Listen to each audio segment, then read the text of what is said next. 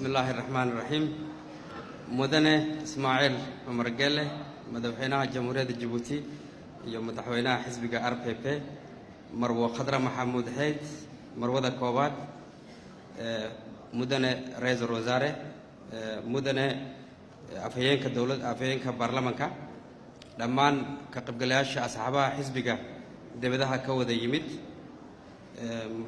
مرتدى شرفت له مرويين يوم مدن يال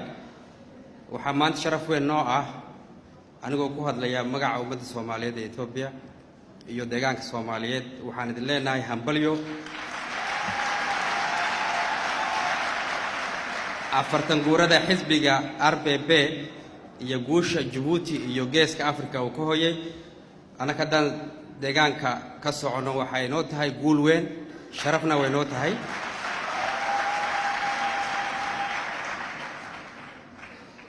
waxaanu wadaagnaa wax badan oo dana aan wax badan aan ka wada qabsano loo baahan yahay marka waxaan leenahay xisbigan afartan gooradiisa asxaabaha Afrika ama adduunka marka la eego run ahaantii ahaan waa xisbi in badan soo jiray taasi waxay muujinaysaa xisbigu waa xisbigii dalka soo daadihinayay soo hogaaminayay deganaanshaha dalka midnimada dalka Djibouti midnimada shacabka Djibouti iyo horumarinta hadda la gaaray iyo qaybta Djibouti ee ku leedahay geeska Afrika adduunka iyo caalamkaba waxa gaarsiiyay waa xisbigan weeye xisbi taariikh ku leh weeye geeska Afrika iyo ummadaha oo dhan RPP iyo hogaaminta aragtida dheer ee madaxweyne Ismaaciil Cumar Geelle guulo badan buu soo hayay runaantii waxa la taaban karaa midnimada dalka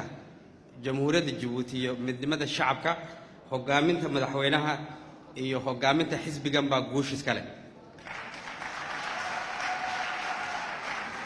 horumarinta ballaaran ee laga xaqiijiyay oo waliba wax badan hadda kadibna la sii xoojin doono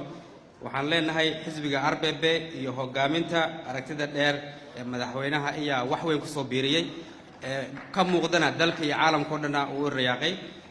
nabadgelyada Djibouti iyo ka qaybgalka nabadgelyada geeska Afrika oo dhan Djibouti qayb weyn bay ka tahay taasi waxa sahlay hogaaminta aragtida dheer ee madaxweynaha iyo RPP marka iskaashiga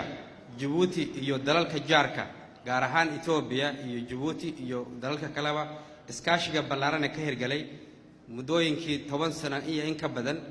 xawli buu u socdaa mashaariic fara badan baa la hirgeliyay مشاريع واوين أو حتى إن لقوا فكرة حتى مرمر علوسي نقولنسو بلايين دولار يكون بحيان سيدا ترينكا سيدا ودوينكا سيدا كوميونيكيشن هذا سيدا دكذاها دي جالينتا مشاريعها صدقن وح سبوا حدا أهر جليي حزب RPP يهجاميها أركض دير مدحوين إسماعيل عمر قله مشاريع ده صدقن لبدا الشعب dalka Ethiopia iyo Djibouti isku xirkeeda iyo ka faa'iideysigooda wax badan uu taray haddaan deegaanka Soomaalida nahayna annagu wax badan tari doonaa bay ka dhiganta dhammaan mashaariicaha laga hirgeliyay marka waxaan idinka sida ummadda Soomaaliyeed ee Ethiopia kalgaceel iyo salaan qaali ah guushiina inay waarto midnimadiina hogaamiyaha inaad garab istaagtaan oo wax badan qabstaan bal idinka baahan yahay run ahaantii geeska Afrika guushan iyo nabadgelyada la hooyay mid iska timid ma aha waa mid dadaal badan loo soo galay weey regionkan aan joogno dhibaatooyinka ka jira waan wada garanaynaa deganaansho la'aanta marka guushaad haysataan inaad ilaashataan shacab ahaan hogaamin ahaan xisbi ahaana